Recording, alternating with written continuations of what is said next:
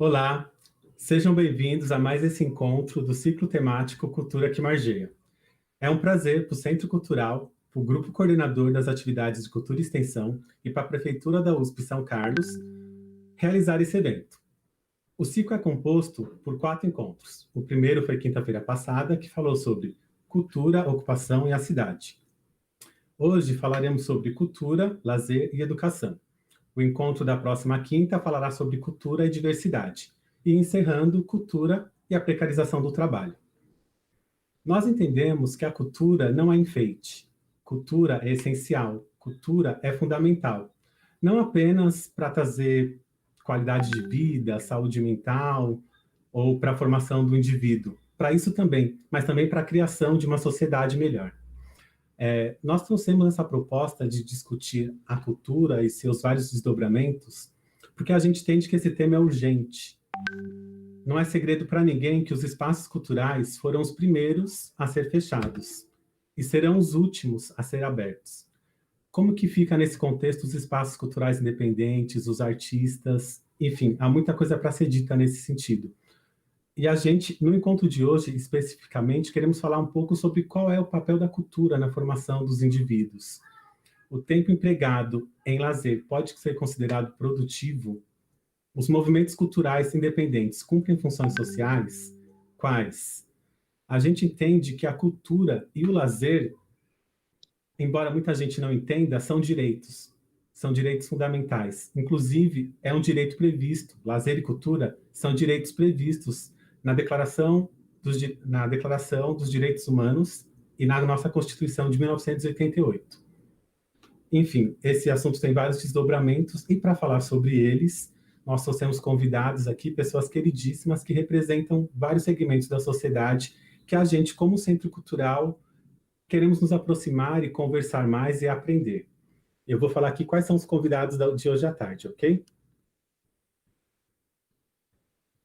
Nós teremos a Ariane Machado, ela cursa Ciências Sociais, com ênfase em Sociologia na UFSCar. Em sua trajetória como militante estudantil, ela já dirigiu o DCE Livre da USP, o DCE da UFSCar, e desde 2013 ela compõe a organização de manifestações pela educação, direito das mulheres, dos negros e dos trabalhadores. Seja muito bem-vinda, Ariane. A gente também trouxe aqui, chamamos o Edgar Fabrício.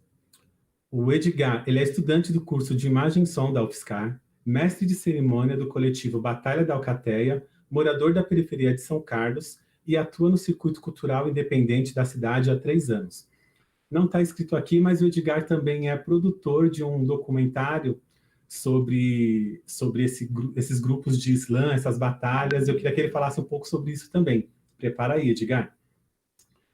A Regiane Galante, a nossa terceira convidada. A Regiane é graduada em Educação Física pela UFSCar, mestre em Educação pelo PPGE UFSCar, doutora em Educação Física pela Unicamp, pós-graduada em Lazer pela UFMG e em Gerenciamento de Projetos pela FGV São Paulo. Também é gerente adjunta do SESC São Carlos. Eu sou o Edson Sam, eu sou graduado em Letras pela USP, sou graduado em Imagem e Som pela UFSCar, sou professor de fotografia e sou coordenador aqui do Centro Cultural USP São Carlos. Já deixo para vocês o convite para nos seguir nas redes sociais, inclusive nosso canal no YouTube, onde esse encontro e os demais estarão gravados. Sejam muito bem-vindos ao encontro dessa tarde.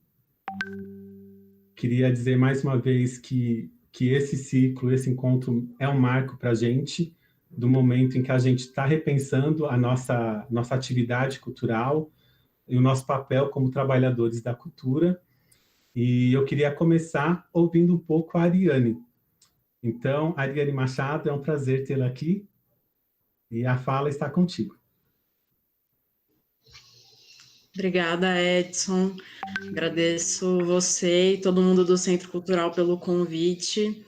Um debate muito importante, que também tenho bastante afinidade.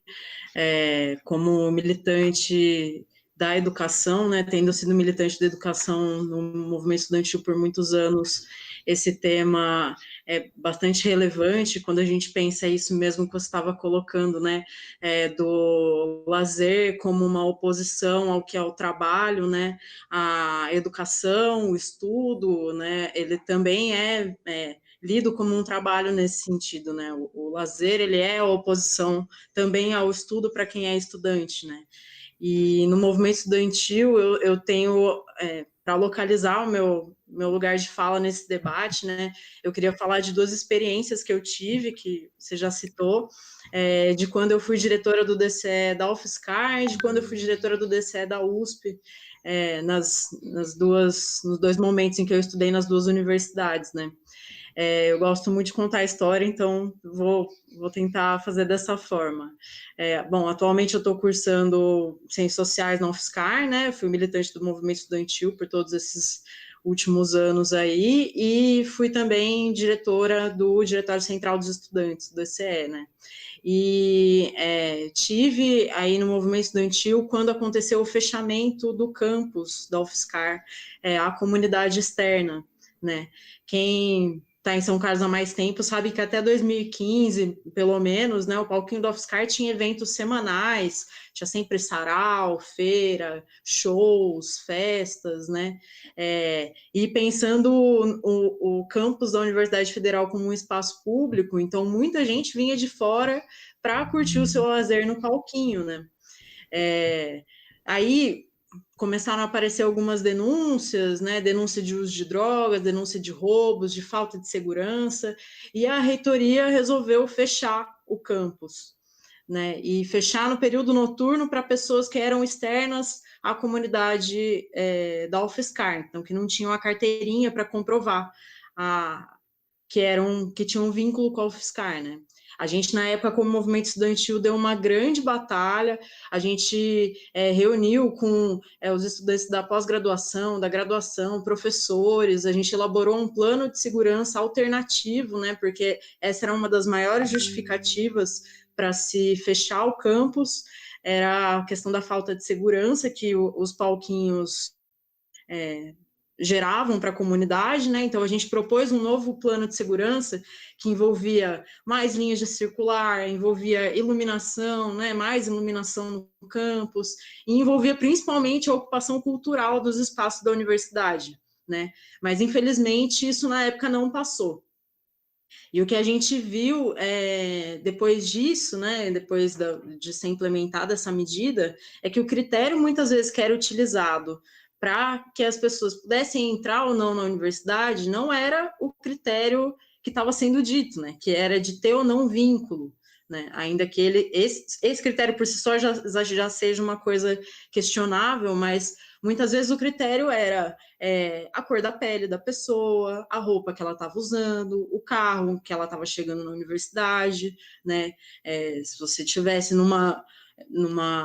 se você fosse branco, tivesse com uma roupa, né, social, num carrão, certamente passaria sem nenhum problema, né? Então a gente começou a ver que o problema não era o problema do fechamento do campus, ele tinha menos a ver com a questão de entrarem pessoas de fora na universidade, mas quem eram as pessoas que a reitoria naquele momento não queria que entrassem na universidade, né?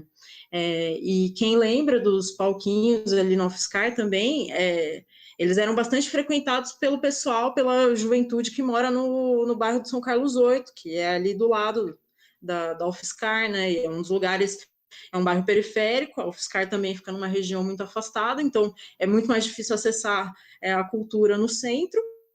A UFSCar é um lugar próximo, né? Teria essa possibilidade, mas com o fechamento isso mingou, né, a existência dos palquinhos, né? No começo ainda aconteciam os palquinhos com quem era estudante, mas aos poucos isso foi deixando de acontecer, porque de fato o palquinho ele tinha esse caráter de ser um espaço de difusão cultural que não era restrito aos estudantes, né, que era muito maior, né, chegava em muita gente na cidade, né, era um evento cultural da cidade mesmo, né.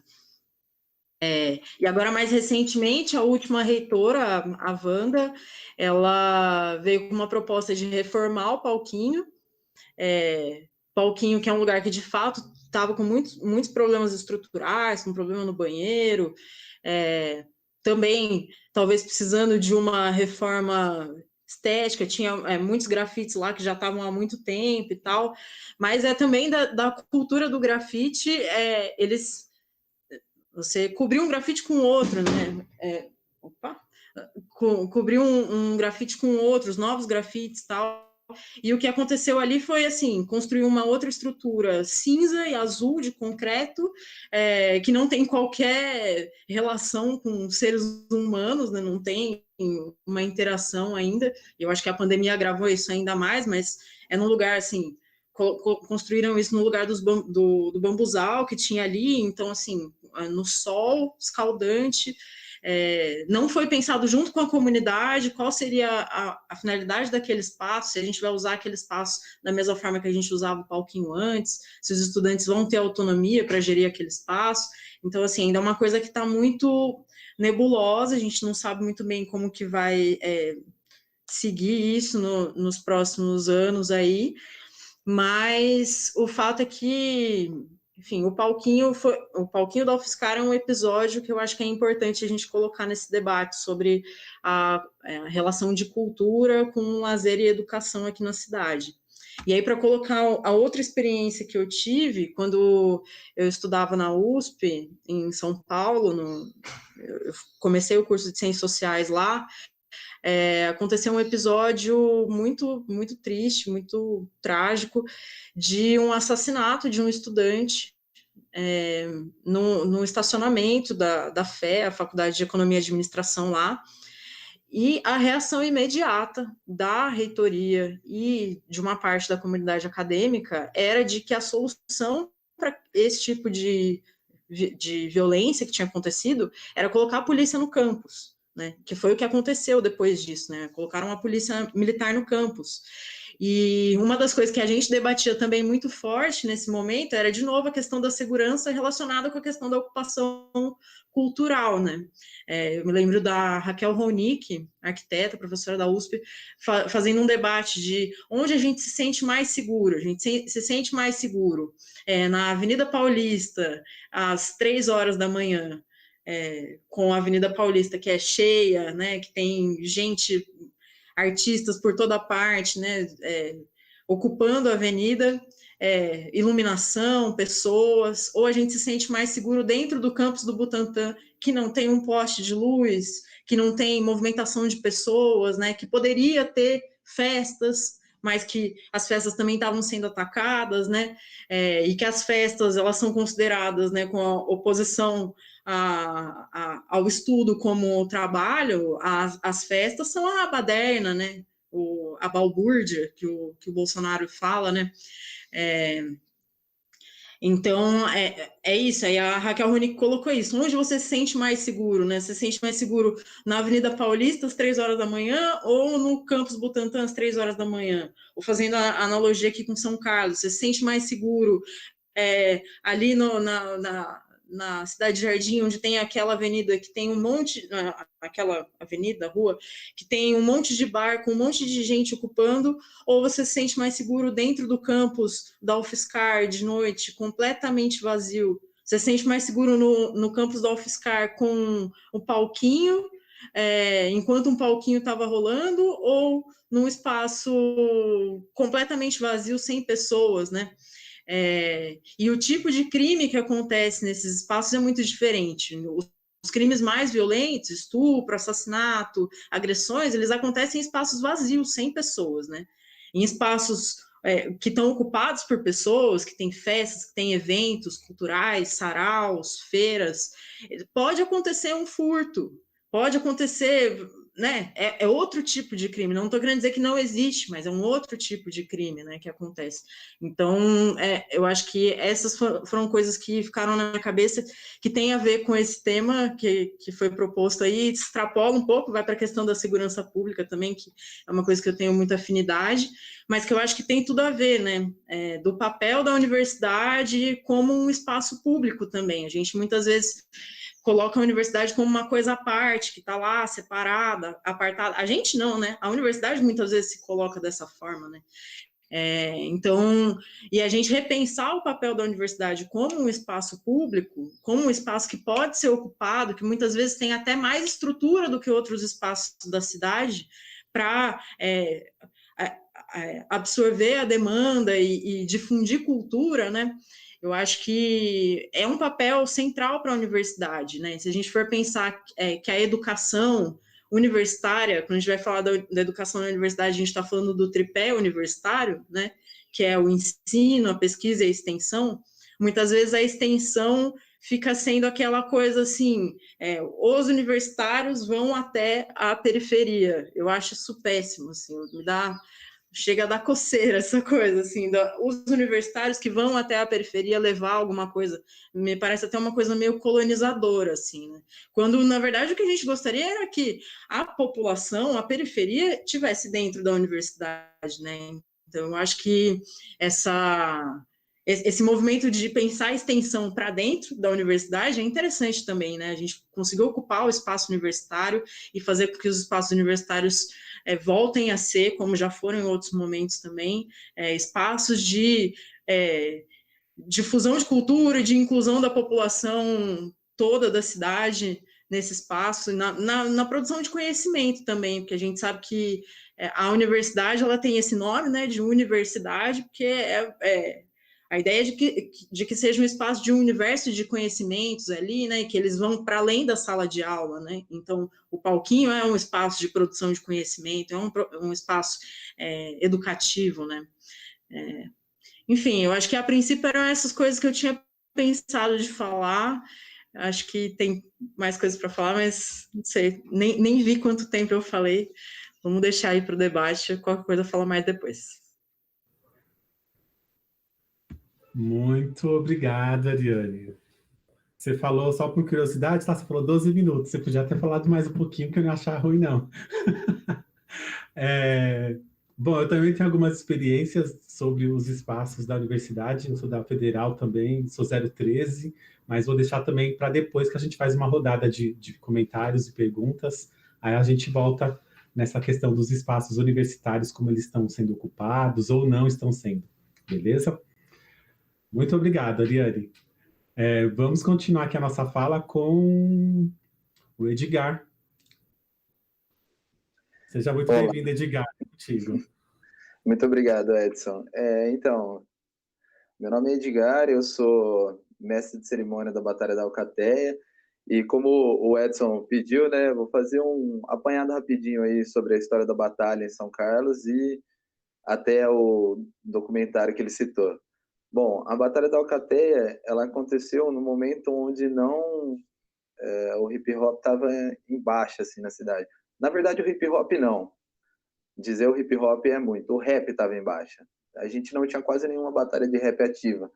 Quando a Batalha da Alcateia começou, acho que faziam 2 meses que não tinha nenhuma batalha aqui em São Carlos. E para a gente, até aquele momento, era impossível que existisse uma batalha semanal aqui, porque demandava muita coisa. A gente achava que São Carlos era uma cidade pequena demais para colar uma galera expressiva toda quarta-feira numa praça, assim. Essa era a nossa impressão inicial. Só que as forças começaram a se mover ali. A Batalha da Alcateia, ela nasceu dentro da UFSCar, num projeto mais ou menos assim. Um aluno, ele postou no grupo da UFSCar que ele queria fazer uma batalha lá, e aí, a princípio, ninguém apareceu. Tinha 0 pessoas lá. E eu apareci com um conhecido meu. E aí a gente conversou com esse cara. Das primeiras 2 vezes a gente fez uma batalha ali mesmo, com 4 pessoas só, em que 2 batalhavam e as outras 2 julgavam. E aí a gente pensou, porra, desculpa pelo palavrão, a gente pensou, nossa, não vai adiantar tentar inserir essa batalha aqui nesse ambiente. Eles não estão preparados para um surgimento orgânico desse jeito. E aí a gente moveu a batalha para uma praça, e aí que veio o nome Batalha da Alcateia e tal. E aí, assim, a gente não sabia também como ia ser. A gente fez o primeiro evento e deu mais ou menos 15 pessoas, assim, e foi muito louco. E já apareceu um cara com uma câmera lá e gravou todas as batalhas. Ali a gente já tinha o registro, o cara já tem no YouTube, se você colocar lá Batalha da Alcateia, edição 1, você consegue achar. Ainda não vai estar no canal da Batalha da Alcateia, porque só foi para o canal da Batalha da Alcateia a partir da 6ª edição. Mas aí começou a alcançar uma utopia de batalha estratosférica, assim. Poucos antes da 30ª edição, assim, a gente tinha, às vezes, 300, 350 pessoas ali na Praça Brasil, no horário entre 18 horas e 21. E não só pessoas aqui dos arredores, né? Porque a Praça Brasil, ela fica perto do centro, né? Então, uma galera consegue pegar um ônibus e vir para cá, dando como exemplo a ilustríssima galera do Jardim Zavaglia, que sempre está na Praça Brasil, e a gente sempre também tem a regra de terminar a batalha antes das 22 horas, para que todo mundo consiga se locomover, né? De volta para suas casas com segurança. Nesse caso específico do Zavaglia, indo até o centro, né? Em grupos e pegando o ônibus. Então, quando a gente viu aquele crescimento explosivo, a gente ficou muito assustado, sabe? Começaram a surgir situações em que a gente via a educação colocada em pauta ali. Por exemplo, um caso que eu gosto, não gosto muito de citar esse caso, mas é um caso muito ilustrativo que, assim, estavam 2 meninos batalhando. Um deles, os 2 eram negros. Um deles era mais retinto e o outro tinha a pele mais clara. Em determinado momento da batalha, eles começaram a ser racistas um com o outro. E aí, tipo, porra, na hora a gente pensou assim, nossa, que a gente vai fazer, sabe? Na época os 2 tinham 14 anos, assim, e a gente pensando, já como uma organização de batalha que tinham pessoas um pouco mais maduras, assim, pessoas de 18, 19, 20, até 24, 25 anos. Então, a partir desse momento, a gente começou a criar regras para a batalha.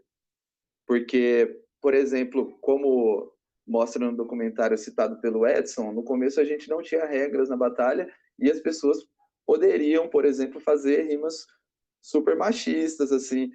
E só que a gente, como organização, foi vendo que não era esse o caminho que a gente queria trilhar no meio das batalhas. Existem muitas batalhas por aí que ainda não se tem regras, que ainda são batalhas de escárnio completo, assim, que as pessoas não têm nenhum filtro. A gente meio que não concorda com isso. E o fato da batalha se colocar assim, impor para um MC, olha, você vai ter que rimar, é um freestyle, é feito na hora, mas você não pode ser deselegante com os amiguinhos e amiguinhas que tem aqui. Uma coisa que eu falo muito como mestre de cerimônia, quando acontecem essas pequenas causas, porque agora a gente intervém no meio da batalha.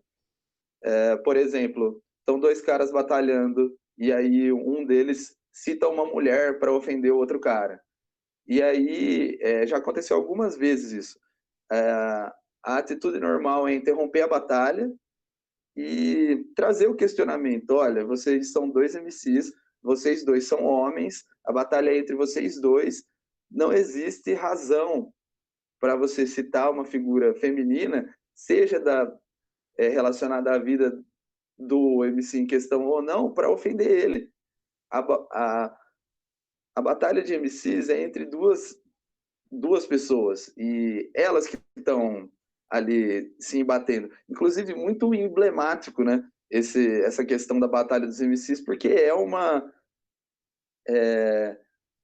arte, não é suja a palavra, é uma arte densa, é uma arte que fala palavrão, é uma arte que ofende, assim, é uma arte feita para chocar, né? Como a gente tem nos precedentes do rap, né? Eu considero o álbum mais expressivo até hoje, Sobrevivendo no Inferno, que é, inclusive, bibliografia da Unicamp, se não me engano, se não me falha a memória. E é uma obra completamente, fala de drogas, né? Fala sobre o que a periferia vê. A periferia vê os principais assuntos do Sobrevivendo no Inferno. Crack, cocaína, cigarro, maconha e álcool, né? As principais pautas na periferia, quando você nasce num lugar assim, né?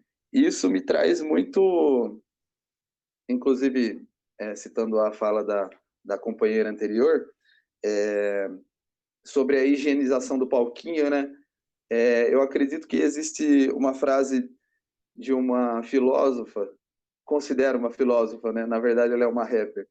Ela diz assim: é lindo em Woodstock e não pode no baile funk. O Cazuza negro é nóia e traficante. Essa frase é de uma música da Tasha e Tracy, chamada Cachorra Kamikaze. E, bom, acredito que o palquinho essencialmente se trata disso, porque a juventude de São Carlos ela sofre uma perseguição de lugares. A juventude de São Carlos não pode ter um rolê. A prefeitura, isso na verdade é um problema mundial, assim, não estão preparados para digerir que o jovem usa droga. A inserção do jovem nas drogas hoje na periferia é por volta dos 13, dos 14 anos, e ninguém trata disso, olha. Vamos mascarar que existe um consumo de drogas escancarado por todos os nossos adolescentes, que os nossos adolescentes bebem e fumam como se já fossem adultos, e que a sociedade é culpada disso, e que eles bebendo e fumando, tem de haver um lugar seguro para eles beberem e fumarem, sabe? O caminho é a redução de danos. O jovem, ele só quer um lugar em que ele possa ter acesso a uma arte que represente ele, porque para mim o grande conceito presente na arte é a empatia, que enriquece a subjetividade individual de qualquer um à medida que a arte toca ele, ou seja, um adolescente ele pode ter um melhor estímulo se ele, mesmo que esteja inebriado, ouça alguém que fala a língua dele, que fala sobre os problemas que ele vive. Aí eu anotei algumas coisinhas aqui. Movimentos culturais independentes cumprem quais funções sociais? Quase todas, né? Falando assim, não quase todas, né? Porque a gente tem esse lance do desconfiado institucional e ser muito ser distante de partidos e ser não organizado no sentido político, né? Apesar de que o único caminho é a organização política, né? Então, seria preciso que pessoas se prestassem e que entrassem nessa organização política para fazer leis melhores, mas o nosso movimento ele vem com uma reivindicação, assim, a gente quer ocupar um lugar, a gente quer ter acesso à cultura e a gente não quer ser incomodado. Se a prefeitura não vai dar para a gente um alvará, porque a gente não tem arcabouço jurídico para existir, né? A Batalha da Alcateia acontece na Praça Brasil e existe a Santa Casa, que vai virar um hospital da Unimed, e existe a ITEC na frente. Então, é um espaço entre uma escola e um hospital. Não pode ter barulho ali. Só que, como o hospital estava desativado no tempo que a Batalha da Alcateia começou, grande parte dele estava desativado, na verdade, acho que não todo, e a gente tinha uma proximidade com os líderes ali da ETEC, a gente fez uma conversa orgânica. Então, a Batalha da Alcateia é um movimento que justamente escapa dessa prisão de legislações e vem para mostrar que um movimento empírico que transforma o espaço social e educa indivíduos pode acontecer em São Carlos, semanalmente, sendo uma opção de lazer e de cultura para jovens no geral. Aliás, não só jovens, não só pessoal de periferia, todo mundo que quiser está convidadíssimo a aparecer na Praça Brasil, e é justamente essa questão. Acho que trazendo mais um pouco da fala da companheira, eu me sinto mais seguro na Praça Brasil quando ela está totalmente cheia de gente lá na batalha, sabe? Bom, acho que o tempo empregado em lazer pode ser considerado produtivo? Essa é uma interessante. Acho que o prazer, ele é uma questão relativa para as pessoas da periferia, porque qual o conceito de prazer vai ser deturpado, assim, para um tiozão médio, assim, o conceito de prazer é assar uma carne, tomar uma cerveja no final de semana. Então, eu gosto de pensar que o prazer do caminho, na verdade, é o próprio caminho, né? É a jornada. Não existe essa de você se retirar da jornada. Então, acho que o grande problema, em comparando isso com os artistas independentes, é que a gente meio que faz essa batalha para desopilar, assim. É um momento nosso na Praça Brasil em que a gente compartilha cultura com todo mundo.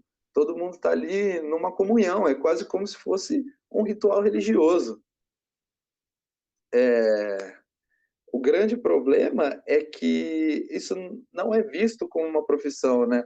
A Prefeitura de São Carlos, ela está como a justiça, totalmente cega, está ignorando não só a ocupação da Batalha da Alcateia, que tem 122 edições consecutivas na praça, mas também está ignorando outros movimentos sociais, como a Batalha dos Pombos, a Batalha da Praça, lá no Araci, do coletivo Complexo dos Esquecidos, a Batalha das Minas, que teve uma edição antes da periferia, lá no Parque do Picão, ela está ignorando os slams, ela simplesmente não está dando acesso cultural para o jovem e também está ignorando as pessoas que fazem isso.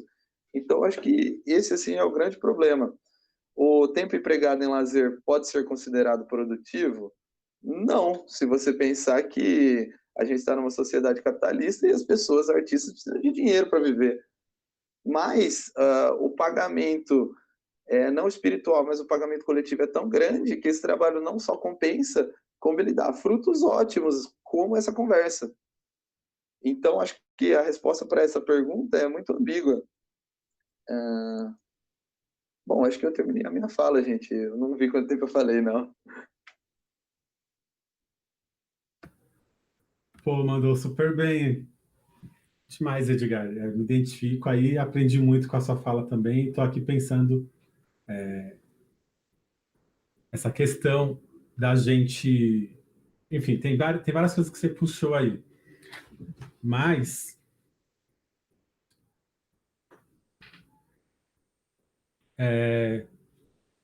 deixa eu ver uma pergunta aqui que chegou para você.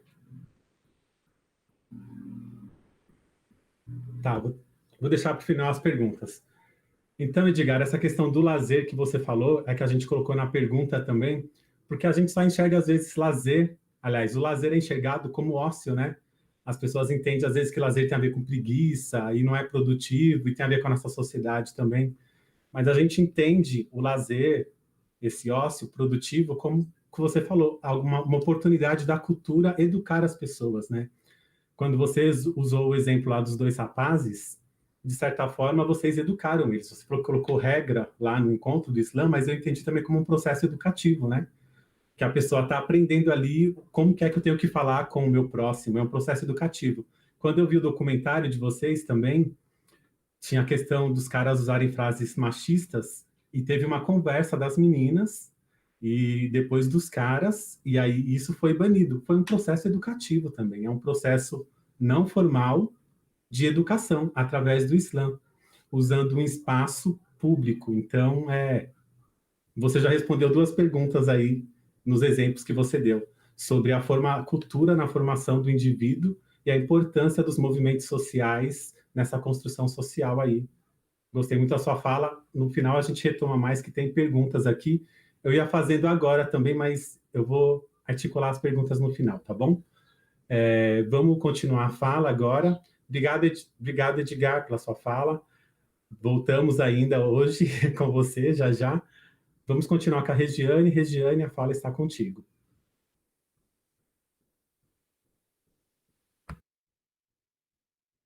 Regiane, seu microfone está desligado. é a frase que a gente mais escutou durante a pandemia, né? Seu microfone tá mudo, tira o mudo do microfone, desculpa, enfim.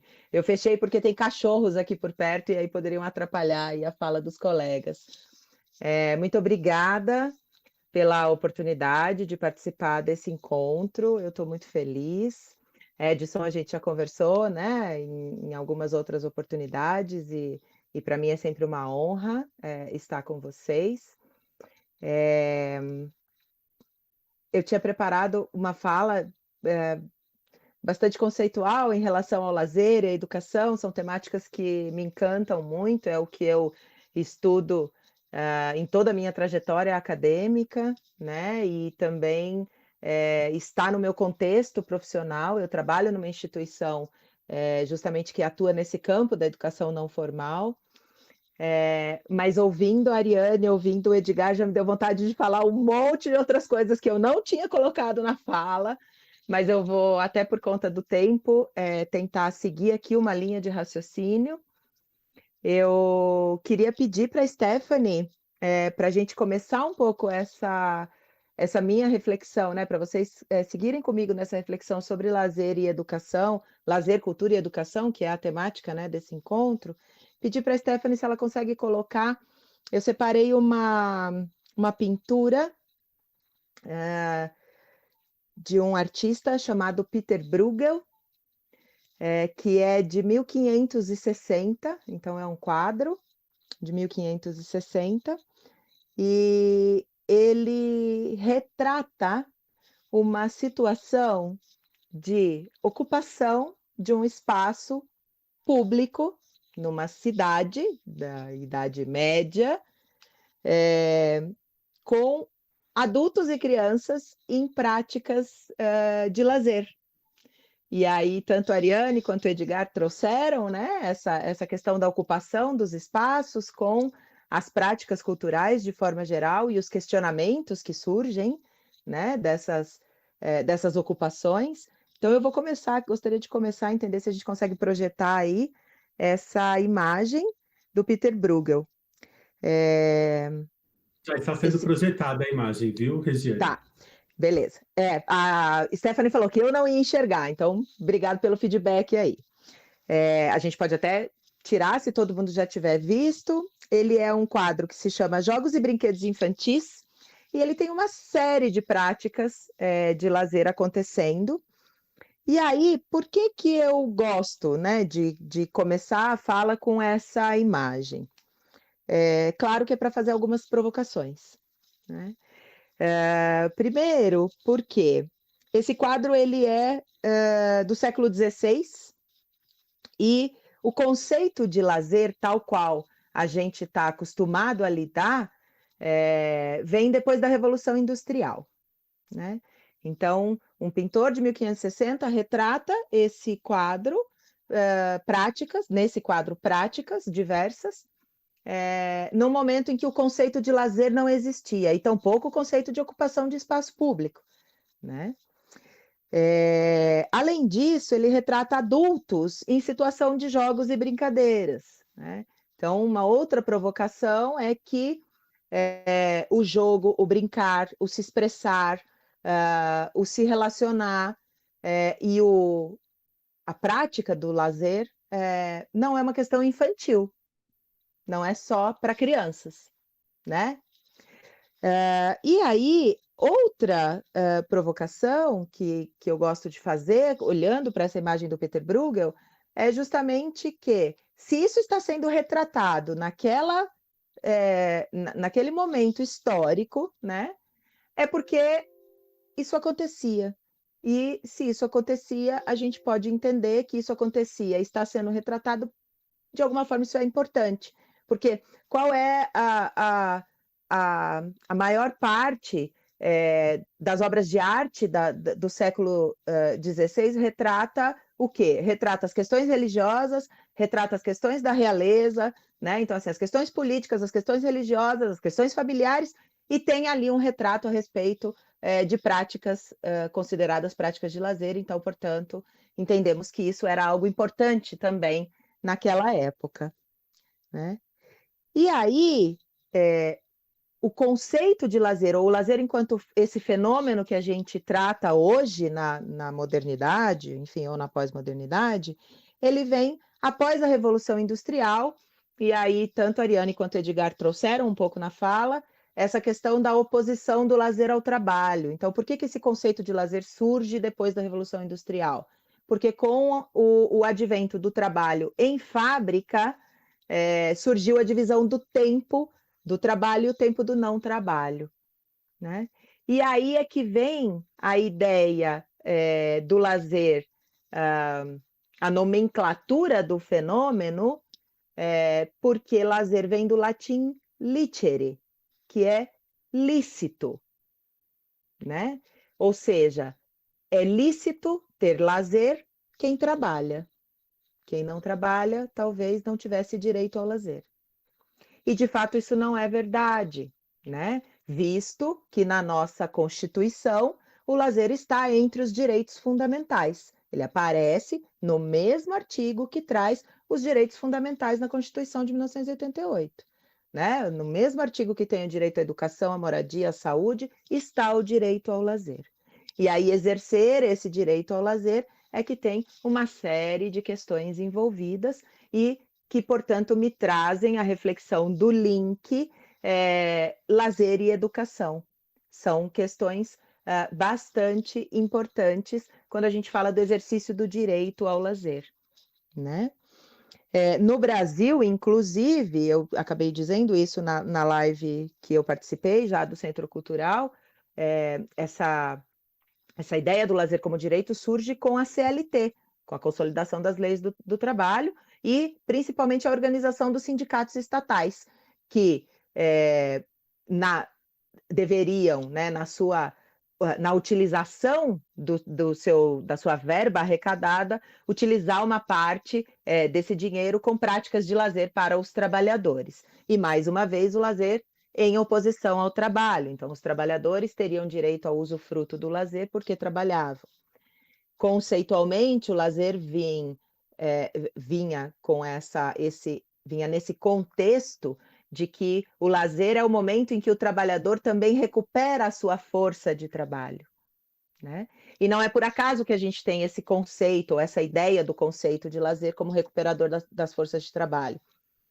Porque um dos maiores estudiosos que desenvolveu conceitualmente as questões do lazer, principalmente no Brasil, foi o francês Geoffroy Dumazedier. Então, os nossos conceitos de lazer no Brasil se desenvolveram muito a partir dos conceitos propostos por Dumazedier, que trazia uma visão, hoje nós dizemos isso, né, com tranquilidade até, mas uma visão bastante funcionalista do lazer, né, como o lazer sendo aquele tempo, espaço, após o trabalho, em que o indivíduo ou os indivíduos teriam descanso, divertimento e desenvolvimento. E é justamente nessa ideia do desenvolvimento durante o tempo de lazer que eu gostaria de trazer a reflexão justamente para essa questão da educação, né? Do lazer enquanto um espaço de desenvolvimento de processos educativos, tá? Não vinculados ao desenvolvimento para o mundo do trabalho, né? A Ariane traz na fala dela a questão do lazer do estudante, né? Porque o estudo para o estudante está para o trabalho, assim como está o trabalho para o trabalhador, né? Então, realmente, o lazer ele vem num contexto de desobrigação. O lazer não é um conceito obrigatório. Existe a possibilidade das pessoas optarem por vivenciarem ou fruírem os seus momentos de lazer. Claro, se a gente for levar o conceito ao pé da letra, com aquilo que é lícito. E aí, quando o Edgar traz o questionamento a respeito e a Ariane também trouxe isso na fala dela, né? Da utilização de drogas, da bebida alcoólica, principalmente entre os jovens, nesses momentos de festa, né? alguns estudiosos do lazer não trariam isso como uma possibilidade de lazer, ou não consideram isso como lazer, porque não são práticas lícitas na nossa sociedade, de acordo com aquilo que a gente vive em termos principalmente de legislação e etc. Né?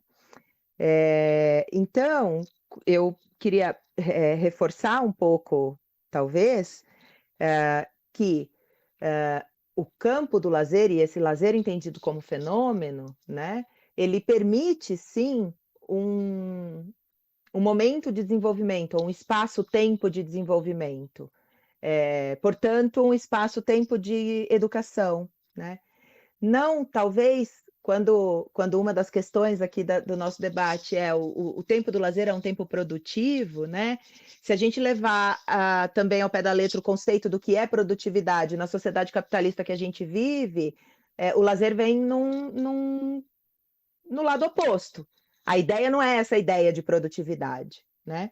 Mas o lazer, enquanto espaço-tempo de desenvolvimento pessoal, sim, e de educação, sobretudo de educação não formal, porque de que educação também a gente está falando? Né? Quando a gente fala da educação, a gente tem pelo menos 3 instâncias de educação. A educação informal, que é aquela vivenciada na família, na comunidade, na igreja, né? Sobretudo na infância e nos momentos informais.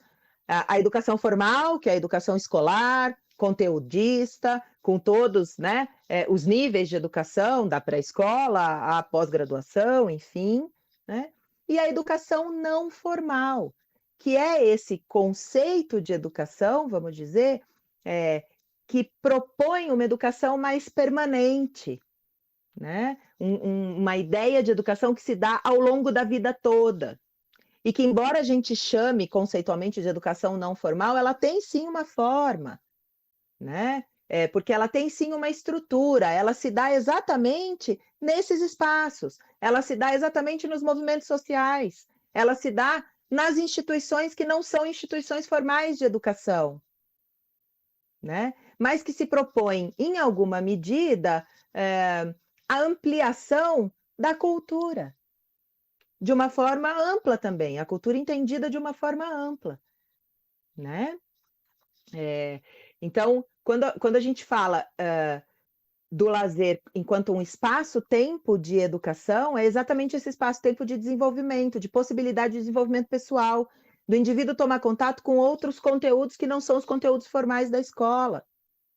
Né?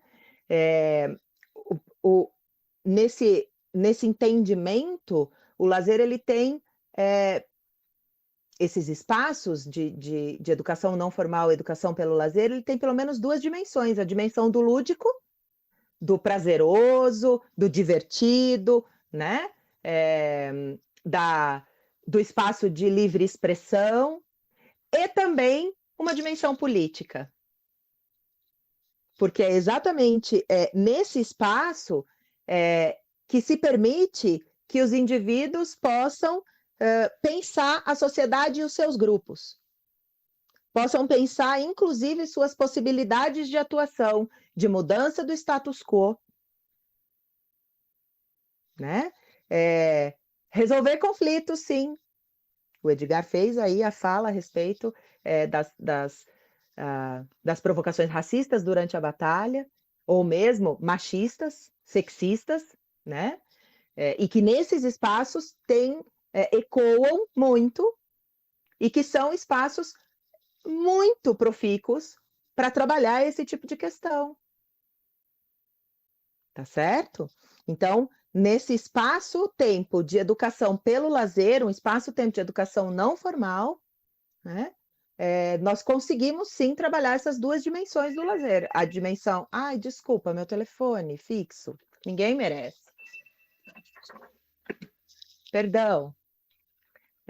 Esse espaço de educação não formal, que é sim um espaço de expressão política, né?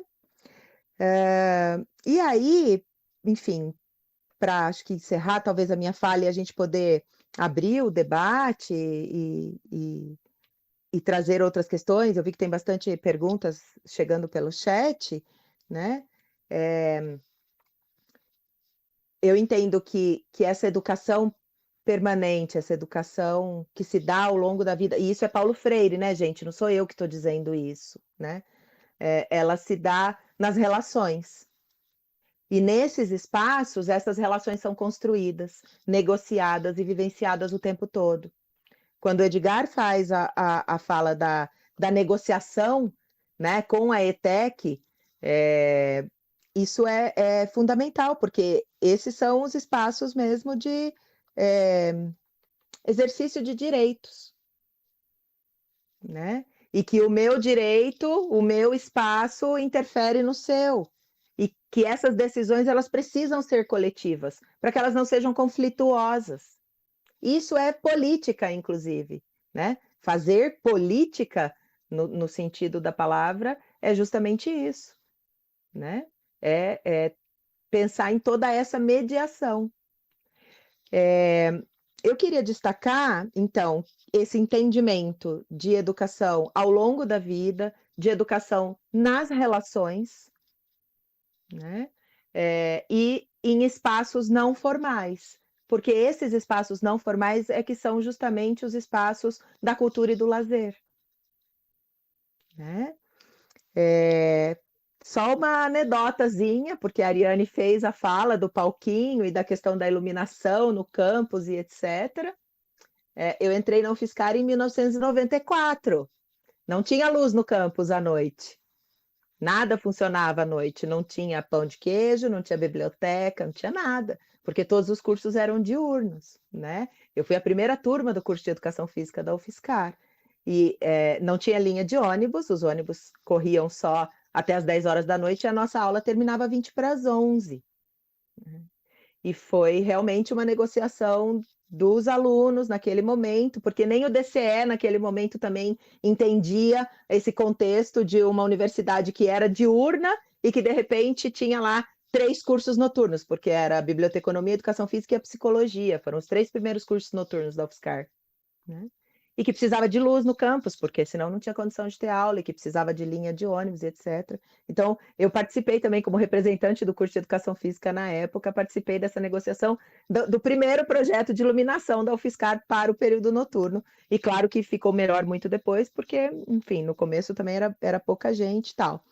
Mas, como contribuição, talvez, para esse tipo de debate, até porque os dois, né, a Ariane e o Edgar, trouxeram essa questão da ocupação dos espaços públicos e da segurança e etc., alguns autores que trabalham nessa perspectiva da ocupação dos espaços públicos contribuem também para os estudos no campo do lazer, falam de questões, por exemplo, a Janice Jacobs, no livro Morte e Vida das Grandes Cidades, fala do conceito de olhos vigilantes e do conceito de sensação de segurança. Então, é natural nos sentirmos mais seguros quando os espaços públicos estão ocupados e não vazios, justamente por conta desse conceito de olhos vigilantes, né? Quanto mais pessoas estiverem nos espaços públicos, a tendência é que eles se tornem mais seguros. E, infelizmente, nós fomos nos fechando dentro das nossas casas, nos nossos condomínios, justamente por medo, né? E esvaziando cada vez mais as ruas e os espaços públicos, e isso não é bom. Outros autores trazem outros conceitos, por exemplo, a questão da apropriação do espaço e da transformação desse espaço num lugar. O Edgar fez essa fala sobre a Praça Brasil, e assim, minha mãe atendia no Hospital Novo, né, na Casa de Saúde, e eu cresci brincando na Praça Brasil. Esse conceito de transformação de um espaço pura e simplesmente no lugar. O lugar é aquele espaço que tem sentido e gera significado para aquelas pessoas que se apropriam dele. Então, a geração de significado com a Batalha da Alcateia transformou a Praça Brasil, assim como outras ocupações em outros espaços transformam esses espaços em lugares, porque trazem sentido e significado para aquelas pessoas que estão ali, né? Milton Santos também fala um pouco desse conceito, a Ariane citou a Raquel Ronick, enfim. E o último é um conceito de um catalão, um pesquisador catalão, chamado Jordi Borja, que fala do conceito de justiça democrática. E esse conceito, para mim, ele está diretamente vinculado à ocupação dos espaços públicos para práticas culturais e de lazer, né? Qual é o conceito de justiça democrática?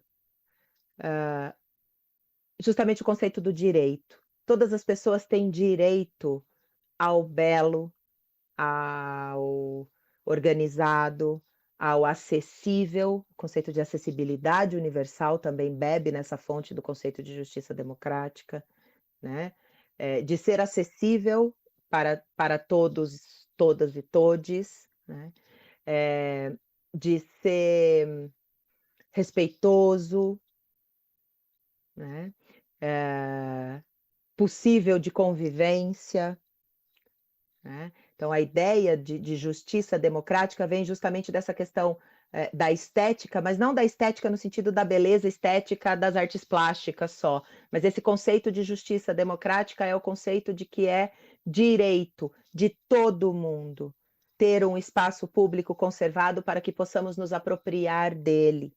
E aí entram as questões do poder público em relação ao cuidado, né, ao gerenciamento desses espaços e a mediação, inclusive, da utilização desses espaços, se for o caso. Tá certo? Chega. Falei demais, como normalmente. Desculpa pelo telefone, esqueci de tirar ele do gancho. Não estou acostumado com telefone fixo mais, né, gente? É tudo celular hoje em dia, a gente põe no mudo e acabou, esqueci do fixo. Nunca toca, tocou hoje. Perdão. Obrigada. Maravilhosa, Regiane. Adoramos sua fala. Aprendi muito também com tudo que você trouxe para o debate. Eu queria fazer um comentário antes de emendar numa pergunta aqui, é que tanto a Edgar quanto a Ariane, né, assim, eu e a Regiane também somos egressos, mas Edgar e a Ariane são alunos, estão vivendo ali o dia a dia. E falando do espaço do palquinho, as reivindicações, né, sobre transporte, sobre segurança, sobre iluminação, que também ocorre com a praça onde ocorre o slam, são recorrentes, né? Então, assim, na fala do Edgar e da Ariane, muito gestor público precisa ouvir isso, né? Porque é o que os jovens, falaram inclusive dos adolescentes, que tão jovens, 14, 13 anos, já começam a ter uma vida, enfim, com vários atrativos. E o poder público tem que enxergar isso, né? Que essas pessoas querem isso, que é um lugar com segurança, que é um lugar que consiga desenvolver a arte que tenha sentido para eles, que é um transporte, quer que seja iluminado. Essas são coisas simples, que tem a ver com o poder público. E aí a Regiane falou que a iluminação na UFSCar, o DCE teve que se movimentar, né? Então é uma outra observação, é sempre com luta, né? Assim, a gente não pode esperar as coisas. Um dia iluminam a praça, um dia fazem o transporte na UFSCar, eu sou ex-aluno, então posso falar, o transporte atender todos os horários com qualidade. Um dia a praça vai ter uma caixa de som para o pessoal do slam não precisar ficar carregando nem pedir emprestado. Assim, tudo isso é com reivindicação, né? Uma coisa que a gente aprende nas falas, que é através disso, através de conversa, como a que a gente está tendo agora, e através de reivindicação e luta. Então, emendando aqui numa pergunta que a Vivian fez enquanto o Edgar comentava, a Vivian, funcionária do Centro Cultural, que, enfim, está aqui também participando desse projeto com a gente, é a seguinte pergunta. Aí o Edgar pode começar, mas a Ariane e a Regiane fiquem à vontade para participar, tá bom? Como equacionar a crise de pertencimento vivenciada pelos jovens periféricos? Quer começar, Edgar? Eu posso começar. Eu acho que, bom, vamos ver se eu entendi o sentido da pergunta. Como equacionar a crise de pertencimento vivenciada pelos jovens periféricos? Eu acredito que o maior jeito de equacionar essa crise seja dando um lugar em que os jovens possam se encontrar e possam se identificar, né? Pertencer a um grupo é estar ali, né? Por exemplo, a Batalha da Alcateia, ela criou uma rede de contatos entre jovens enorme durante as suas edições, assim, uma galera que criou-se a expressão não conheço, mas já vi na BR. Então, tipo, como a gente deixa essas pessoas sabendo que elas podem pertencer a algum lugar? Fazendo elas se encontrarem mesmo. Acho que não existe, assim, outro caminho, e eu acho que isso tem que partir delas. Veria, eu, na minha época, né, de um pouco mais novo, eu veria com maus olhos uma iniciativa dessa, da prefeitura, assim, sabe? Acho que os jovens precisam se organizar e formar grupos e estar dispostos a passar por coisas. Por exemplo, usando só como exemplo, mais uma vez, a Batalha da Alcateia. A gente fez essa mediação política informal que aconteceu para a gente poder ocupar lá sem que o diretor da ETEC chamasse a polícia, porque eles estariam certos, né, se ele fizesse isso.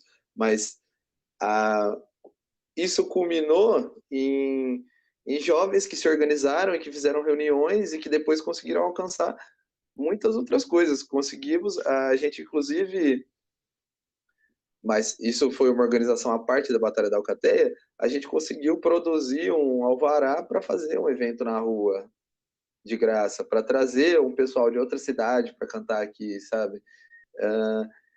Eu acho que não existe outro meio de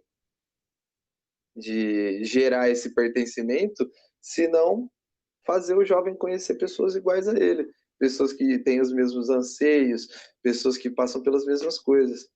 Acho que não existe um caminho muito distorcido disso. Eu respondi a pergunta? Eu acho que as perguntas não tem uma resposta só, né, nem definitiva, mas é isso aí. Você apontou caminhos para a gente responder junto. Posso complementar um pouquinho? Acho que pegar um pouco do gancho dessa fala do Edgar?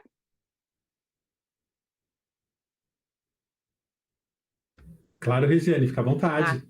Tá bom, obrigada. Achei que eu estava com o telefone ou com o microfone mudo de novo, gente, desculpa. Quando o Edgar fala isso, né, dessa questão de que a partir da situação da batalha, os jovens se organizaram para conseguir outras coisas e aí tiveram que, né, negociar e se organizar mesmo. Esse espaço do lazer de dimensão política é isso, é um espaço que permite o aprender a fazer essas coisas em outros espaços, né? Então, sim, e como eu trouxe na fala a questão de que a educação ela se dá nas relações, né? Essas relações elas são construídas a partir também desses espaços e isso é a educação que eu estou falando, né? Então é isso mesmo, né? Ariane, quer complementar alguma coisa?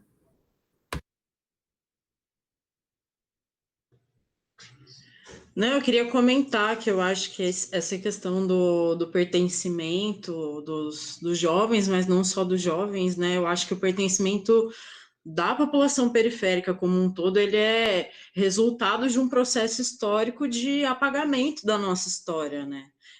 O povo negro, o povo pobre, que foi marginalizado ao longo de séculos de história, teve a sua história apagada. Então, na prática, a gente não sabe de onde a gente veio, a gente não sabe a que grupo a gente pertence, né? A gente vai escrevendo a nossa história e tentando resgatar isso, né? Mas isso foi se perdendo com o passar do tempo, né? Por conta dessa estrutura racista, enfim, higienista também do nosso país, que coloca uma cultura como a cultura correta e a outra como uma cultura que não serve, que não é cultura, né? Então, acho que isso acabou se perdendo. Então, eu acredito que uma forma de fato, estimular esse sentimento de pertencimento é resgatando, através de espaços de convivência, de cultura, o que é a cultura periférica, né? E aí, nesse sentido, eu concordo muito com o que Edgar falou, assim, que não funciona se... Eu acho que isso é uma lição que o poder público tem que entender, que a gente está num momento em que as pessoas já não aceitam mais que venha alguma coisa de cima para baixo. Né? Não se reconhecem mais na política que é feita de cima para baixo. Então, se a gente, é isso, se a política for pensada por pessoas que não vivenciam a política pública, ela não vai ser aderida, ela não vai ter entrada, né? Ela tem que partir de baixo para cima, tem que partir por quem já está fazendo isso no dia a dia, né? E aí, queria comentar uma coisa também, que é, retomando um assunto que é um pouco polêmico, mas acho que como surgiu já antes, eu acho que é interessante falar, que é sobre o uso de drogas também. Porque tem um autor, um sociólogo, chama Howard Becker, ele tem um livro que chama Outsiders, e nesse livro tem um capítulo o nome é Tornando-se um Usuário de Maconha. E é muito interessante, recomendo muito a leitura, assim, porque ele fala do processo sociologicamente mesmo, né, de como uma pessoa que não é usuária se torna um usuário, né, e o nome do livro é Outsiders, né, então são os de fora, os desviantes, né, e aí ele fala que para quem está na norma, para quem está dentro da norma da sociedade, o usuário de maconha, ele é o outsider, mas existe toda uma subcultura dos usuários de maconha, dos maconheiros, que ali dentro eles são a norma, né? E isso eu acho que acontece com diversas outras substâncias, né? Então não tem essa coisa da cultura, que também uma subcultura ali que relaciona as pessoas, que faz com que elas se sintam parte do mesmo grupo.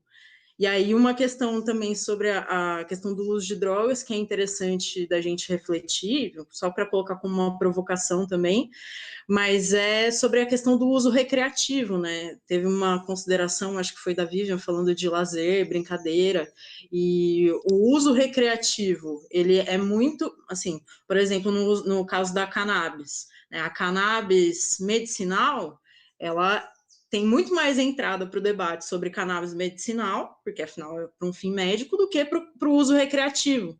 Mas por quê? Qual é o problema do uso recreativo, né? É o recreativo que é o problema? Né? Eu acho que fica esse questionamento, assim, né? Porque, de fato, muitas dessas substâncias são utilizadas em momentos de lazer, são utilizadas em momentos de ócio, né? De não estar trabalhando, não estar estudando e tal. E eu entendo que, assim, o maior problema tem mais relação com o abuso do que com o uso em si, né? O uso, se ele for bem administrado, se a gente conseguir ter políticas de redução de danos para que as pessoas saibam o que elas estão usando, quanto elas podem usar, qual é o lugar, com quais pessoas, né? Eu acho que isso pode ser melhor trabalhado, pode ser um problema social muito menor do que o abuso ou a proibição em si. Enfim, é isso. Posso fazer um pequeno adendo à fala da companheira? Pode sim, vai lá. Eu acho que, dando um adentro nesse assunto, eu acredito que o Estado de São Paulo tenha errado enormemente, assim, na questão como ele tratou essa situação. Grande parte dos jovens, assim, tem como ProErd um programa que efetivamente apresentou as drogas, né, aos jovens. Quantas, não dá para contar nas mãos, assim, amigos que usam drogas e que tem uma foto lá com o certificado do ProErd, né? Mas a questão o Estado de São Paulo colocou policiais dentro de uma sala de aula para falar sobre educação de drogas. Vendo isso na questão de uma pessoa periférica que não tem uma relação boa com a polícia, por causa dos índices de agressão maiores na periferia, do tratamento e tal, e tal, e tal, quando o governo de São Paulo coloca policiais para tratarem esse assunto e não professores, insiste na não educação, né? Como a companheira disse, o que a gente tem hoje é não falar sobre drogas, não falamos sobre drogas. E acaba que a gente acha que isso, que essa estratégia de não falar funciona, né? Mas não, a universidade mesmo, a UFSCar, é um antro de drogados, assim. E eu considero essa não uma palavra pejorativa, porque não existe meio de não ser uma pessoa drogada na nossa sociedade hoje, em 2020. Se não for maconha, cocaína, êxtase, vai ser café, açúcar, enfim, vão ser vários caminhos, né? ali para que as pessoas utilizam como lazer, né? Como a companheira disse. Então, acho que o verdadeiro questionamento é para onde a sociedade está nos levando, que a gente precisa consumir cada vez mais substâncias desse tipo. Quais caminhos estamos tomando para lidar com essas substâncias? O que vamos fazer com nossos jovens da periferia que usam drogas?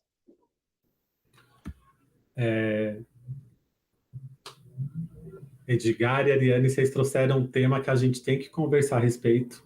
Quando a gente estava falando nessas reuniões da equipe do Centro Cultural, a gente levantou vários temas que a gente, como sociedade, como comunidade, precisamos conversar. E que às vezes esses temas não são ditos em todos os espaços, e a gente considera tá anotado aqui para a gente pegar esse assunto e voltar num outro momento. E com certeza tem a ver com recreação, tem que a ver com saúde mental, ou falta de saúde mental também, em alguns casos, tem a ver com qualidade de vida. Um assunto não está desconectado do outro, né? Então, está anotado aqui, a fala de vocês é muito válida e, de certa forma, tem a ver também com o direito ao lazer, né? Então, vamos continuar. É que eu vou trazer agora outras considerações aqui do pessoal e vou emendar numa pergunta e vocês fiquem à vontade também para bater essa bola, tá bom? É uma consideração aqui da Vivian. Lazer, brincadeira, são formativos da constituição humana. Importantíssimas reflexões para se fazer nessa semana que comemoramos o Dia das Crianças e os professores, né? Que a lazer e a brincadeira constituem a formação humana. Uma outra consideração aqui do Leandro Gonçalves. É fundamental esse aspecto da ocupação dos espaços e a cultura, ou a falta dela. Tudo tem a ver como nossos espaços estão hoje em dia. E aí uma outra consideração aqui da Vivian. Quando compreendemos os espaços públicos como nossos, guardaremos esses espaços com nossos olhos e coração. Muito boas considerações aí. E aí eu emendo numa pergunta aqui. Como todos vocês estão inseridos no ambiente universitário, acho que essa pergunta serve para todos também, mas a Vivian direciona para a Ariane aqui no começo. Qual caminho precisamos percorrer até que a extensão seja, como mencionou a Ariane, de fora para dentro da universidade? E aí é uma questão que a gente, como centro cultural, fica sempre pensando. A gente não acha também que a gente tem que ir nos lugares, a gente acha que o centro está em todos os lugares. Esse é o negócio, né? A centralidade existe lá na Praça Brasil, a centralidade existe no Centro Cultural, a centralidade existe no Araci ou na Federal. Enfim, você pode começar, Ariane? Claro. A periferia é o centro também, né? Não, eu acho que essa pergunta é muito boa e muito complexa. Não sei se eu tenho condições de resolver ela, né? Mas eu acho que o que a gente tem que discutir é de uma mudança de paradigma mesmo, né? Que tem a ver com o que a gente estava discutindo antes, mas de que as demandas elas venham também da comunidade a serem incorporadas pela universidade, né? Que a gente consiga ter esse processo dialógico, essa troca de conhecimento, né? Porque eu acho que o que a gente vê muitas vezes, eu acho que o Edson, inclusive, já deve ter me ouvido falar isso. Falei isso semana passada, né? Que tem aquela música do Criolo, eu que sou das ciências sociais, aquela música do Criolo que é cientista social, Casas Bahia e tragédia, gosta de favelado mais que Nutella. Assim, o que a gente mais vê é super comum o estudante de ciências sociais que quer fazer trabalho, pesquisa de campo na periferia, e assim, é o objeto de estudo dele, né? Transforma o jovem periférico, a pessoa periférica, num objeto de estudo, que é um outro alheio ali, e que você vai lá, extrai tudo que você puder dele, escreve o seu TCC, o seu mestrado e tudo mais, vai embora, tchau, abraço, né? O que fica para a comunidade disso? Né? Isso muitas vezes acontece dentro do meio acadêmico, então eu acho que é parte dessa reflexão de inverter esse processo, né? Inverter esse paradigma, de tentar colher as demandas da comunidade e que a universidade consiga incorporar essas demandas. Acho que a gente pensar assim, a estrutura que a universidade tem quadra, tem espaço de estudo, tem cinema, teatro, né? Tem possibilidade de oferecer muitos cursos, tem um grande parque, né? A UFSCar, a USP são grandes parques, né? Que poderiam estar sendo apropriados pela comunidade também, e muitas vezes não são, né? Eu acho que é esse o rumo, assim. Eu acho que a gente, no ano passado, agora o tempo está um pouco atordoado, acho que foi no ano passado que teve o tsunami da educação, né? A gente foi para a rua, muita gente na rua e tal, e foi um momento que a universidade saiu da sua bolha, foi para a rua disputar a cidade contra o obscurantismo, né? Contra os retrocessos todos, e esse discurso de que na universidade só se tem baderna e tudo mais. Mas, ao mesmo tempo, fica aquela reflexão, assim, a gente precisou botar a cara para fora porque a cidade não conhecia a universidade, né? Então, assim, tinha um processo anterior já de isolamento da cidade, da universidade em relação à cidade, que fez com que muita gente achasse que, de fato, aquele monte de fake news lá que estava sendo dito sobre a universidade era verdade. Então, acho que tem um pouco a ver com isso, assim, da gente mudar essa lógica, colocar a extensão no centro também, né? Porque eu acho que dentre os três, o tripé universitário, o mais capenga é a extensão, é o menos valorizado. Então, acho que colocar a extensão no centro e colher, de fato, as demandas da comunidade, talvez fossem formas de começar a inverter esse paradigma.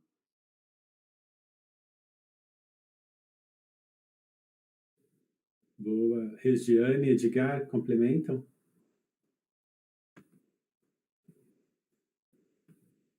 Você vai, Regiane? Eu vou. Pode ir, estava tentando desmutar o microfone, né? Eu ia fazer uma complementação pequena, assim, só um exemplinho mesmo. Acho que falta levar o conhecimento de que a universidade gratuita existe de fato para a periferia. Se você fizer uma pesquisa aqui na Jacobussi, onde eu moro, ou lá no São Carlos 8, eu acho que vão ser poucos jovens que vão saber que eles podem estudar na UFSCar sem pagar nada. Na verdade, eu tenho certeza que vai ser isso. Eu só queria deixar essa informação. Eu participei de um evento que a USP faz, chamado Feira USP e as Profissões, em que a USP apresenta os cursos de graduação para os alunos do ensino médio da rede pública e privada. Um evento que reuniu umas 15 mil pessoas em 3 dias lá na área 2. As pessoas, inclusive, estavam indo lá para isso, né? E aí eu conversava com os alunos. Conheci muitos alunos que pensavam que estavam indo conhecer os cursos, mas teriam que pagar. A gente tinha que explicar que a USP era gratuita e pública. Lá no Centro Cultural tem gente que não entra. E quando eu já tive algumas oportunidades de conversar com pessoas que pensam que ali é um lugar fechado, que, sei lá, é um tipo de clube também, não sabe que a USP é acessível e não sabe que poderia estudar lá dentro. Então, assim, só corroborando, é muito comum as pessoas não saberem que a universidade é pública, gratuita e de qualidade e é para ser para todos. Aí, para encaminhar para o fechamento, pessoal, já é 6h22, então eu vou fazer uma pergunta, passar para vocês, aí vocês já também emendem a fala de vocês de encerramento. É assim, Edgar, você falou que a Batalha da Alcateia começou dentro da UFSCar, isso eu não sabia, e que lá dentro não funcionou.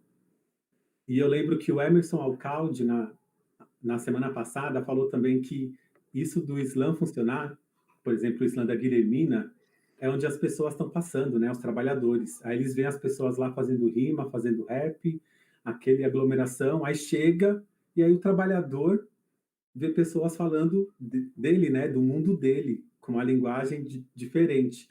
Então, assim, cai algumas fichas, assim, que tem espaços mesmo, isso que a gente falou da universidade não ter que levar a cultura, não ter que colonizar, porque o centro está em todo lugar, me lembra isso também, que é questão de estrutura para a cultura acontecer, né? Porque, assim, na Federal não era o espaço era lá na Praça Brasil. Lá na praça, eu vi no documentário, precisam arrumar caixa, a iluminação, enfim, a iluminação típica de praça não é especial para o evento. E aí eu percebo que a gente, como sociedade, não enxerga isso, não enxerga esses grupos, muitas vezes. Eu conheci de perto Batalha da Alcateia por causa do documentário, né? Tá aí a importância do audiovisual também para levar essa informação a todos. Então, eu queria que vocês fizessem considerações finais sobre isso, sobre como nós, como sociedade, como pessoas físicas e como comunidade, parte de um coletivo, podemos fazer com que esses movimentos independentes, que formam indivíduos, que participam na educação das pessoas, para que essas pessoas consigam entender o espaço público, participar do espaço público, quais são as nossa como pessoa física mesmo, o que a gente pode fazer para influenciar positivamente nessa construção da sociedade. Se alguém quiser começar, fica à vontade.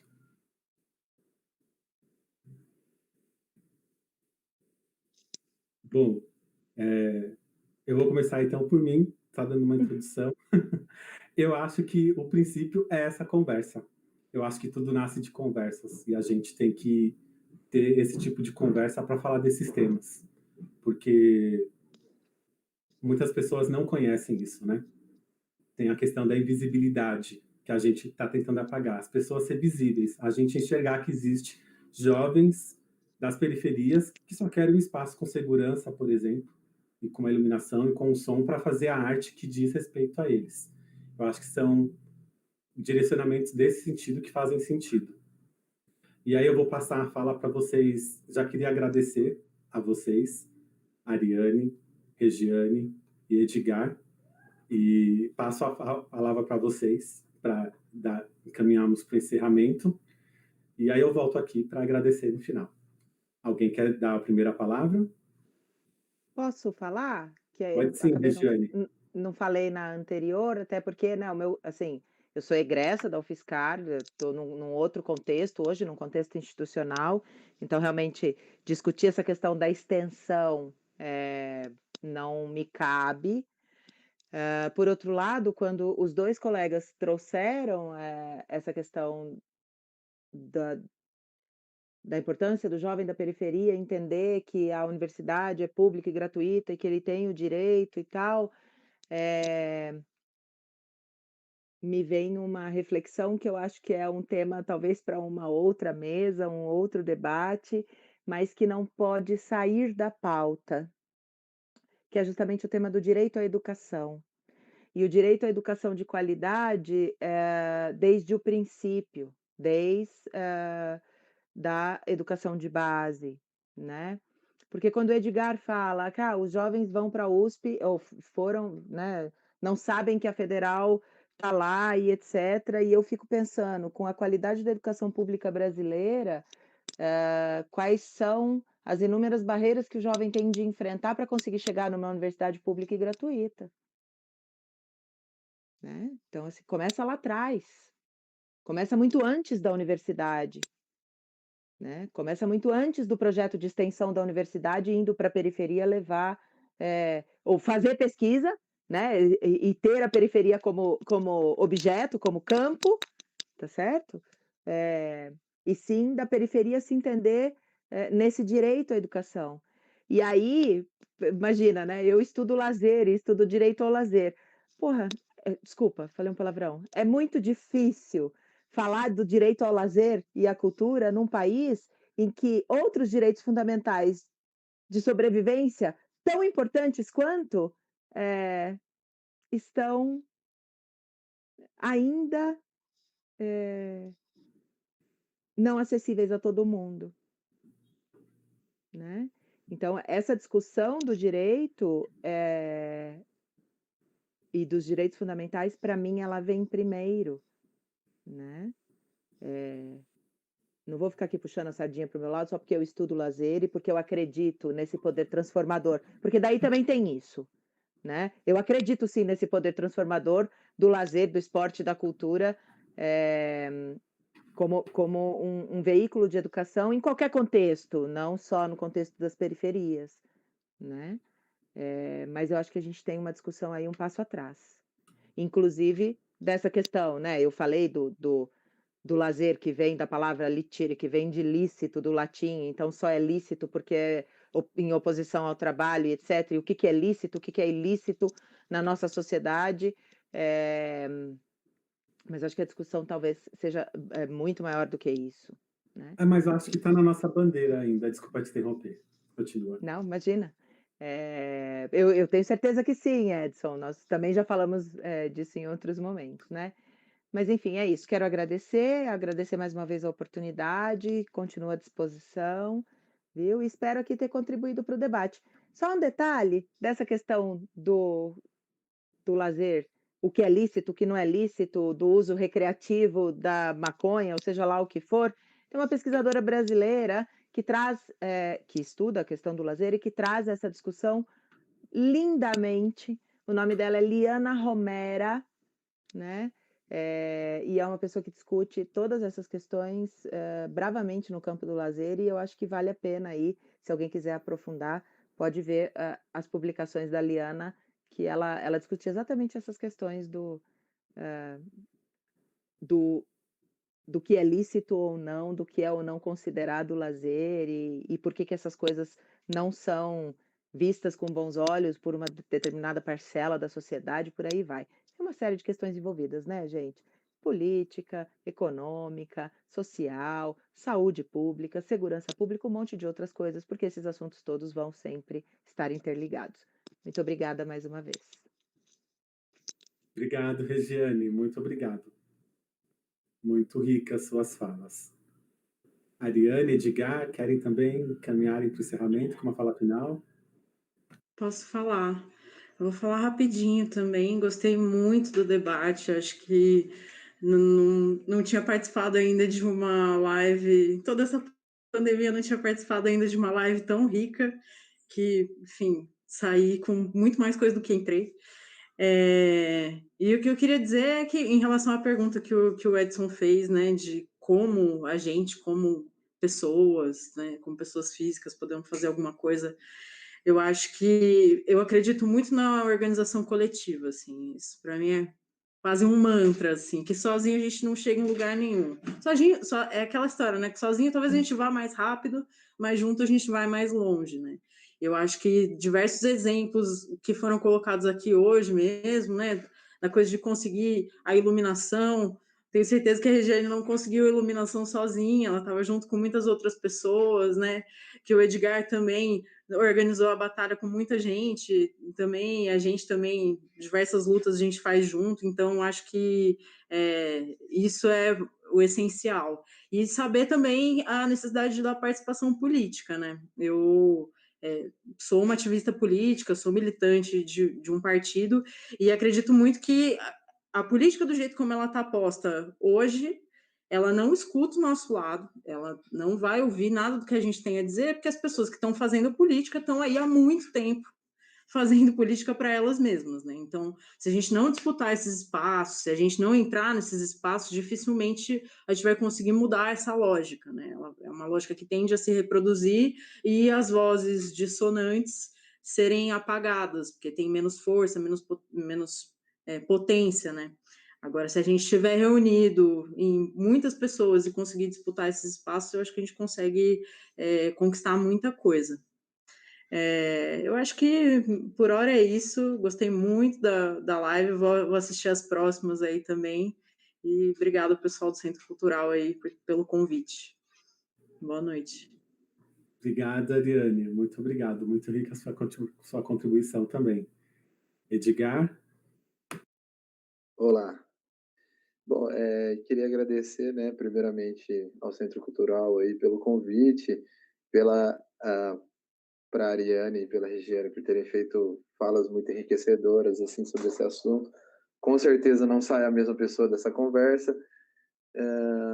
Bom, eu acho que eu vou no sentido do que a Ariane disse, né? É um trabalho de formiguinha, assim. Então, um trabalho de formiguinha dá mais certo se várias outras formiguinhas participam também, né? A gente carrega um pouquinho lá e alguma hora a gente consegue fazer uma montanha zona de comida, né? A gente faz uma batalhinha na praça e uma hora tem outros coletivos surgindo, tem uma batalha com 122 edições, a gente consegue alcançar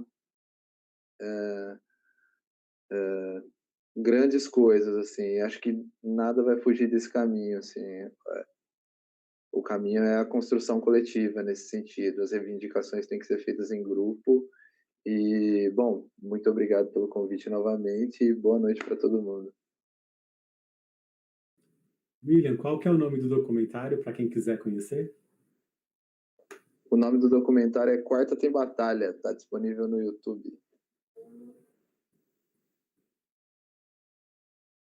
Bacana, fica a recomendação aí. Só retificando o que eles disseram, nós do Centro Cultural acreditamos também nessa construção coletiva, acreditamos que temos força quando estamos juntos, as pessoas se movem, mas é em grupo que conseguimos realizar as coisas, e são os coletivos que têm força. E aproveitando essa fala, também eu quero agradecer aqui a equipe do Centro Cultural, vou tentar lembrar de todos, não posso esquecer. Ângela, Vivian, Reinaldo, Adriana, Alex, Stephanie, William, Daniele, Adriano, os bolsistas que não estão mais com a gente, mas também participaram da formação desse trabalho, o Rafael Zafalon e a Lauriane. Enfim, é sempre em equipe, é sempre em grupo que a gente consegue realizar esse trabalho aqui. É a ideia de muitas cabeças. Eu sou grato por essa equipe que a gente tem aqui, pensando junto e fazendo. Sou grato a vocês, Regiane, Ariane, Edgar. Muito rica essa conversa, aprendi muitas coisas. Quero continuar em contato com vocês. Quero conhecer a Batalha da Alcateia quando voltar. A Ariane eu já conheci em vários protestos aí, eu, inclusive tirei fotos delas em alguns, está em todos. Espero ver a gente não só protestando, mas comemorando também as vitórias. Regiane, aprendo muito sempre que converso com você também. Em nome do Centro Cultural, a gente agradece vocês e agradecemos o pessoal que está aqui acompanhando a gente. É isso aí, pessoal. Lazer, cultura e educação nem sempre são levados a sério, mas a gente entende que são essenciais, que são fundamentais, que são direitos previstos na Declaração de Direitos Universais, na nossa Constituição, e a gente tem que lutar por isso. Não é brincadeira, lazer, não é besteira, não é uma coisa supérflua. As pessoas precisam de lazer, de cultura, de educação, porque tem a ver com a formação como indivíduo, tem a ver com a saúde do indivíduo, e é nisso que a gente acredita. Então, obrigado a vocês todos, e nos vemos no encontro da próxima quinta. Vamos falar sobre cultura e diversidade. A gente tem como convidada a Nega MC, que inclusive participa do Batalha da Alcateia. Nós temos a Manfrim, da coletiva Profanas, e nós temos o professor Wilson, que eu esqueci o sobrenome, que é da Federal, que fala dessas questões de voz das minorias. Então é isso, estão todos convidados, um abraço. Obrigado mais uma vez, pessoal. Muito obrigada. Até, boa noite. Sempre Boa um noite. prazer. Prazer é nosso.